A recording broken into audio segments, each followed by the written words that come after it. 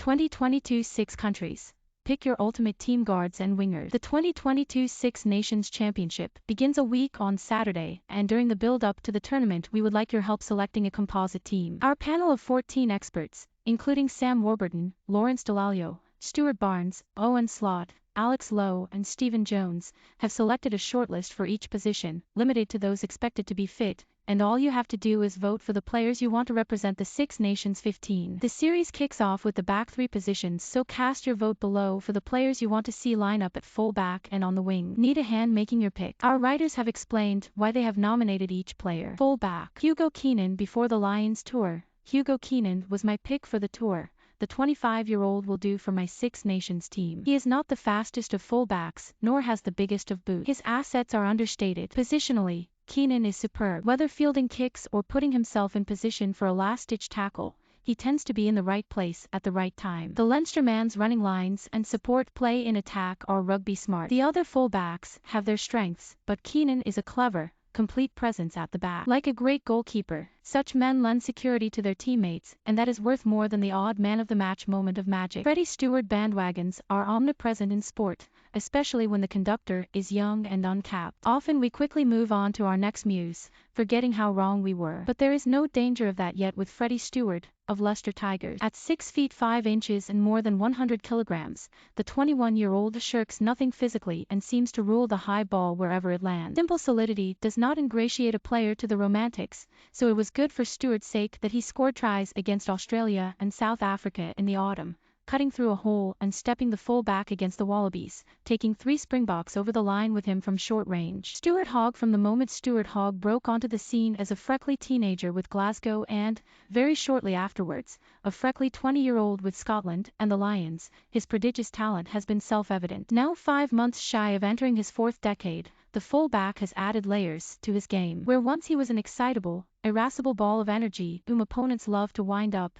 he is now a consummate captain and leader for his national team. The petulant, perhaps even arrogant, youngster who once sickened Glasgow fans by publicly courting a move to Ulster is now the model senior professional, loved by teammates at Exeter and Scotland, while still striking the same fear into opponents. In November, Hogg became Scotland's leading all-time try-scorer, and the big goal now is to turn an ever-improving team into genuine title contenders. While Gregor Townsend's men are no longer so reliant on him or Finn Russell to pull flowers from their backsides, if Scotland are indeed to take that next big step in the coming weeks, Hogg will be right at the heart of it. Melvyn Jaminet. And he played for France on their tour to Australia last summer. He hadn't yet even played in the top 14. Did that unsettle him? Not by the looks of the 23 points he kicked to send France to victory. It is not as if France are struggling at full back. However, last autumn, with Anthony Bouthier and Bryce Doolan available again for selection, Jaminet was selected ahead of them. He is a great counter-attacking full-back which is perfect for this spirited French side, good under the high ball,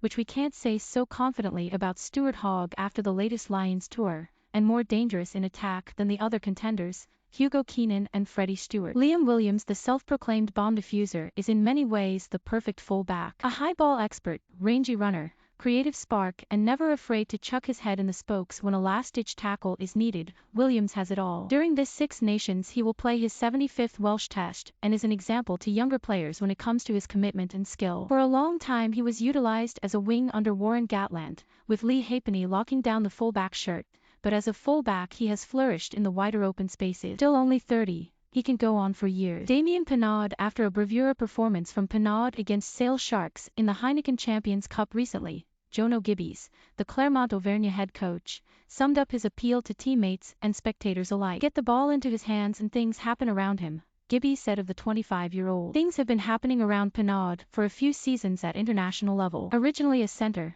he has settled on the wing for his country. Quick-witted, swift and skillful, he has an unerring eye for space and a finisher's instinct. His father, Alain, was no mean player himself, winning 32 caps as a fly half from 1992 to 2000, but Penaud Jnr could become known as one of the finest attacking talents produced by his country. Duhan van der Merwe. It would be harsh to call Duhan van der Merwe a one-trick pony, but he is certainly no all-rounder. But what he does, runs fast, runs hard, scores tries, he does exceptionally well. Van der Merwe was the top try scorer in last year's Six Nations. His haul of 5 included tries in the first and last games, against England and France, which gave Scotland their historic double of away wins against those two sides for the first time in 95 years. Even so, Warren Gatland surprised many when he picked Van der Merwe for his Lions squad. In the event, the big wing started in all three tests. There could scarcely be a better measure of his worth. Lewis Rees-Zammit is the most physically rounded and naturally skilled wing in the Six Nations. He has the pace of Johnny May, but is a more natural ball handler. He is a similar height to Duhan van der Merwe, though far more dexterous and capable beneath the high ball. Only Damien Penaud has the athletic talent to match him, and if the Frenchman is a touch more powerful in the tackle, Rees-Zammit has a yard more pace. Although questions were asked of his defense before last year's Six Nations, the 20-year-old answered those conclusively enough to be picked for the Lions by Warren Gatland, a stickler for robustness. Most significantly, Rees-Zammit has the rarest of rugby gifts, to score tries where others don't even see them, and for a fantasy 15, that sprinkling of the supernatural is indispensable. Josh Adams. Warren Gatland could scarcely believe his luck when Josh Adams sprung to prominence in a struggling Worcester Warriors side. Despite his side finishing second from bottom of the Premiership in the 2017-18 season, Adams finished as the league's joint leading scorer, and Gatland liked what he saw. Released by Scarlets in 2015, Adams made his international debut that season and has not looked back, going on to finish as the leading try scorer at the 2019 World Cup, and achieving the same feat on the Lions tour to South Africa under Gatland last year. Quick and strong,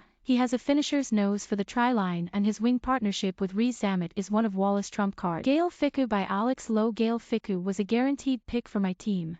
The only question was over which role he would be assigned. The 27-year-old has played the majority of his rugby at outside centre, but has worn number 12 for France as recently as last year's Six Nations, and featured on the wing, excelling in all three roles. I have opted for wing because he is perfect for the role of third centre that is becoming de rigueur. Fickou has it all. He has developed into a defensive leader in the France team, and offensively he is dynamite, with a gliding break and a change of pace as lethal as his ability to create for others. Disagree with our panel selection? Tell us who you would want in the comments below. On Wednesday we will be opening the voting for the centres, before turning our attention to the half-backs on Thursday. Voting for the forwards will begin next week.